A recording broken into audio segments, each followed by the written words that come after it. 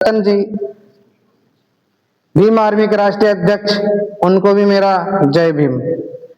साथियों, आज की जो बैठक खातेगांव अंबेडकर भवन में हो रही है, इस बैठक का मुख्य केंद्र बिंदु और जिसके लिए हमें बोलने को कहा गया है, जिसके निर्णय के लिए हमें बोला गया है, उसका प्रथम मुद्दा यह है यूजीसी। साथियों, यूजीसी क्या है? सिर्फ हम 3 शब्दों में सिमटे हुए, यूजीसी है क्या, यूजीसी है क्या।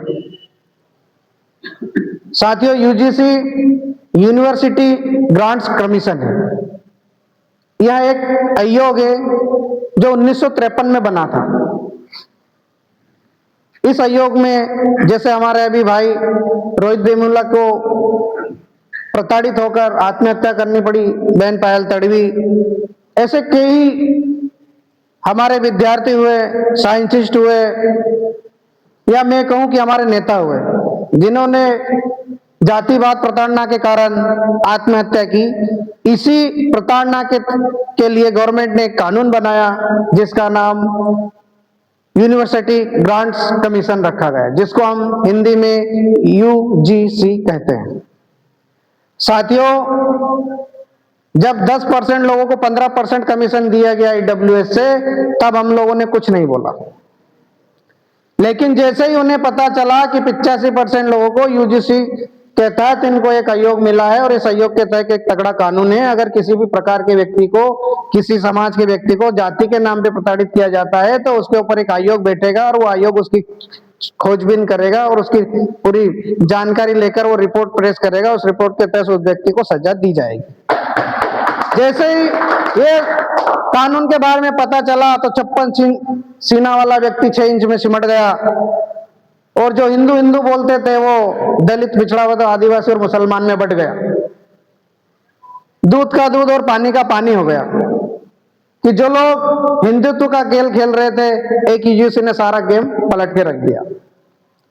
तो आज हमारा जो बैठक का मुख्य विषय है कि 12 फरवरी को भाई सुनील बैरसिया जी के आह्वान पर, माननीय चंद्रशेखर आजाद जी के आह्वान पर 11 फरवरी को दिल्ली में और 12 फरवरी को भोपाल में आंदोलन रखा गया है।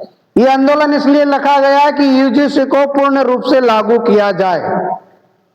हम इसलिए नहीं कर रहे कि भैया यूजीसी को बरकरार रखें, यूजीसी बरकरार है और रहेगा, लेकिन जो यूजीसी का कानून अभी बना है उसको पूर्ण रूप से लागू हो, इसलिए हम समर्थन के लिए ये आंदोलन कर रहे हैं। और ये आंदोलन भी सीधे हम सीएम आवास का घेराव कर रहे हैं, सीएम हाउस का आवास घेराव करने के लिए जा रहे हैं। तो मेरा सभी साथियों से आग्रह, निवेदन है और विनती भी है, और साथ में जो भी आपको सहयोग लगे उस सहयोग के लिए भी मैं तन मन धन से आप लोगों के साथ में खड़ा हूं। साथियों, आज हम ये ना समझे कि आज हम 150 लोग हैं, आज 100 लोग खड़े हैं। हम जिस विधानसभा में एक व्यक्ति भी नहीं था, उस विधानसभा में चंद्रशेखर भाई ने 1500 लोग खड़े कर दिए। जिस गोकुल प्रसाद हरियाले को आज कोई पहचानता ही नहीं था, पूरा मध्य प्रदेश में उसका नाम भाई चंद्रशेखर आजाद की वजह से हुआ। तो ये कारवा आपको भी आगे बढ़ाना है, भीम आर्मी को आगे बढ़ाना है, और आपको भीम आर्मी में जो हमारे साथी अहिरवाल महासंघ के लोग जुड़ रहे हैं उनका मैं पूरी टीम के साथ बहुत बहुत उनका आभार व्यक्त करता हूं और उनका स्वागत करता हूं। साथियों, भीम आर्मी एक भारत का ही संगठन नहीं है, ये एक विश्व लेवल का संगठन बन चुका है। आज एक बच्चा जानता है कि भीम आर्मी क्या है। मात्र 13 सालों में भीम आर्मी का हमारा जो भाई संसद बन के आज संसद में दहाड़ रहे हैं, ये हमारा अकेला सेल दहाड़ रहे हैं। हमारा देश शेर क्यों दहाड़ रहा है? क्योंकि हम सब खड़े हैं कंधे से कंधा मिला। इसी प्रकार आपको भी और हमको भी, सभी भाई, क्योंकि भीम आर्मी में कोई एक व्यक्ति विशेष या कोई जाति विशेष का काम नहीं है। भीम आर्मी का मतलब है बहुजन समाज, जहां पर एसटी के व्यक्ति भी है, पिछड़ा के भी लोग हैं, दलित भी है और माइनॉरिटी के भी लोग हैं। जब पिछड़ा वर्ग, दलित और आदिवासी और माइनॉरिटी की बात आती है तो सबसे पहले भीम आर्मी खड़ी मिलती है। ये ताकत है, चंद्रशेखर भाई ने ये ताकत दी है कि जहां भी हमारे लोगों पे जोर जुर्म और अत्याचार होंगे वहां हमारे लोग खड़ेंगे। अभी आप एक मैटर देखा था जहां पे हमारे